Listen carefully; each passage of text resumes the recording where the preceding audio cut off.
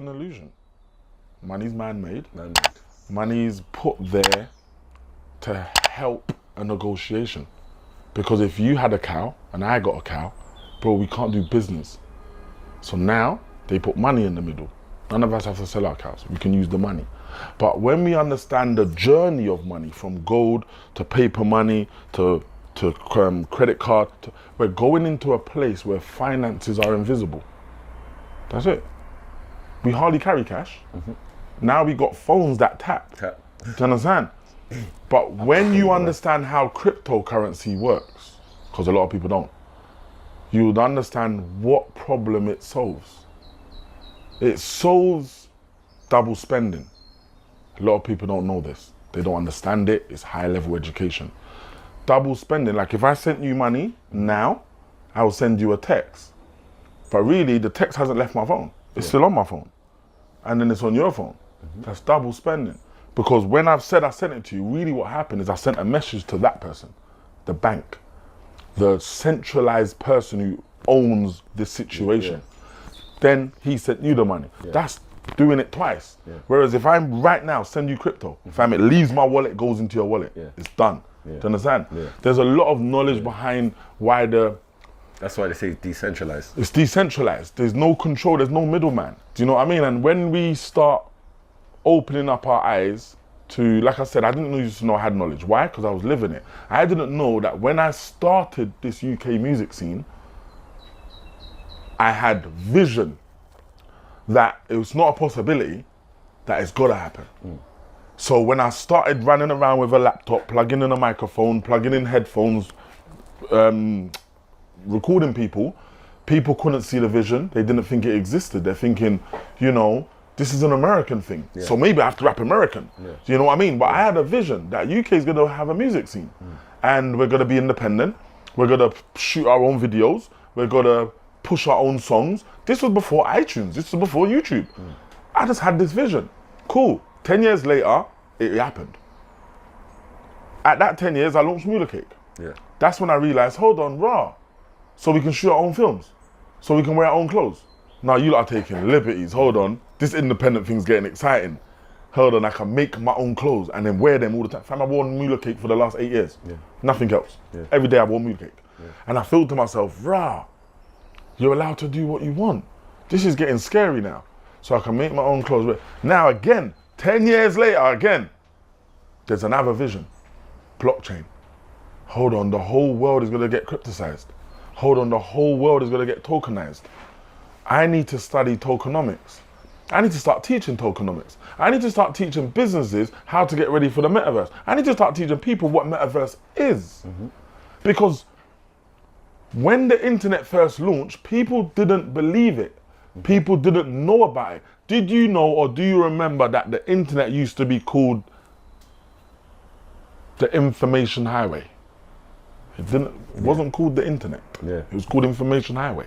Do you understand? So that's when it was getting structured. So when people saying metaverse, where is metaverse? What is metaverse? I believe that the metaverse is a time in life when people communicated different. Like I communicate different. I put on a VR headset and I go to America and I sit in a class with different people. That's metaverse stuff. But people automatically just think metaverse is a place, like you go to space. Like it's not you go somewhere, it's a time when you communicated different. Like Web 2 is about social media, flat imagery. You can't get in there. But we are in there, innit? Every day. We're in there. What's the difference between this and this? There's no difference, bro. Do you understand? The only difference is, you see, when you now do this, bro, you're gonna be in somewhere. You're gonna be with me and you. Let's work out. I'm at home and that. But we're here and that. Let's have this podcast. 4 of us, 5 of us, 7 of us. Like I'm now doing a class on financial education with Mula Cake Kids Club, or Mula Cake Tech School, should I say, and a New York Tech School. Where everyone will have on our VR sets and everyone's in the class, bro.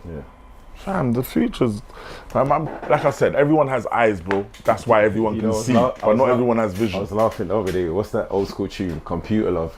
Computer Love. That tune was like, So like 1981. Yeah. But hear the joke. I swear there was no computers. There was no computer. Someone had the vision of computers, Someone man. was thinking about Downloading computers and things. before. Yeah, they were thinking about all of this before. You think they wasn't smart? They had knowledge. They had When I was knowledge. listening again, I was like, right, this tune's like 40-something years old. But these men never had computers.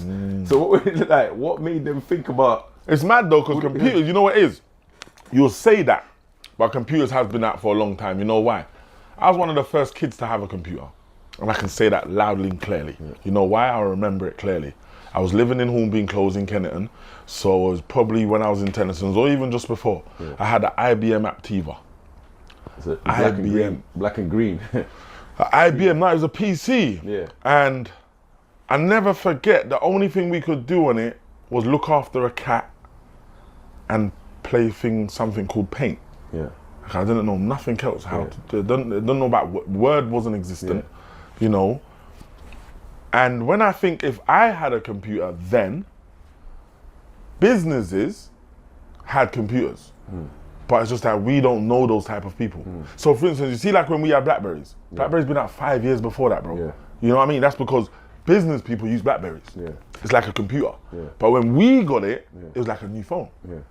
So sometimes, just like now, people's gonna hear things I've mentioned in this conversation and they're gonna get on it in 5 years. And they're gonna think that's when it came out. Whereas if you go back, you'll hear, quick example. Moolah Cake launched in 2013 in Brick Lane. Yeah? 2013. You can go on YouTube right now and you can see a video of when I brought Rick Ross to Paris. Yeah. And I'm wearing a Moolah Cake jacket in 2010. How does that work? Do you see it, fam? Yeah.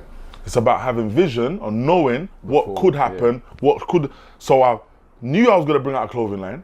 I knew I wasn't ready to bring out a clothing line, but guess what I also knew? I might not see Rick Ross again. So I'm gonna make some Moolah Cake clothing now before I've launched it, pull it on, take some videos, pictures. Man's got a jacket too. Man's got a Moolah Cake jacket too. Ja Rule's got Moolah Cake too. Do you see what I'm saying? This was before Moolah Cake got big. Because I wanted to make sure years later, I'll be able to go on YouTube and show you how long Moolah Cake's actually been out. Do you know what I mean? No, that's sick. It's beautiful, fam. The journey's beautiful. Where we are now is beautiful. Yeah. What we're doing now in terms of a podcast, just talking about life, that's beautiful. I was telling someone today at the Moolah Cake hub, my hub manager, saying he's finding it difficult, you know, to build traction and I'm trying to explain to him, bro, things take time, bro. Things take time. You get me? I told you about podcasts and you've been there for 6 weeks now and you haven't started a podcast. The last hub manager I had 3 years ago, I told him to start a podcast.